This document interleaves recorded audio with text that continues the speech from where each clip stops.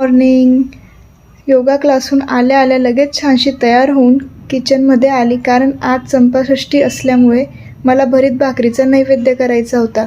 तुम्हाला माझ्याकडून चंपाषष्ठीच्या हार्दिक शुभेच्छा. वांग्यांना तेल लावून भाजायला ठेवले आणि इथे मी अनिशसाठी नाश्ता तयार करायला घेतला. त्याच्यासाठी आज मुगाच्या डाळीचे धिरडे केले होते.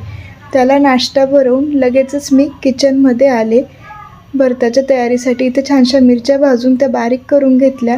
नंतर इथे भरताची फोडणीची तयारी केली. इथे गरम तेलात कांदे टाकले, त्यात लसूण, ते बारीक केलेली पेस्ट, वांग्यांचं मिश्रण टाकून छानसं भरीत तयार केलं. नंतर भाकरी केल्या, नैवेद्याचं ताट तयार केलं आणि इथे पूजेला सुरुवात झाली. अनिशने त्याच्या पप्पांना छानसा टिळा लावला. मी पण इथे पूजा करून घेतली. खूप भारी वाटत होतं असं सर्व फॅमिली एकत्र येऊन पूजा करते तेव्हा. इथे छानशी तळी भरायला सुरुवात केली. एळकोट एळकोट, जय मल्हार, सदानंदाचा एळकोट, हर हर महादेव, चिंतामण मोरया, भैरोबाचा चांदोबा, अगडबम नगारा, सोन्याची जेजुरी. छानसं तळी भरली.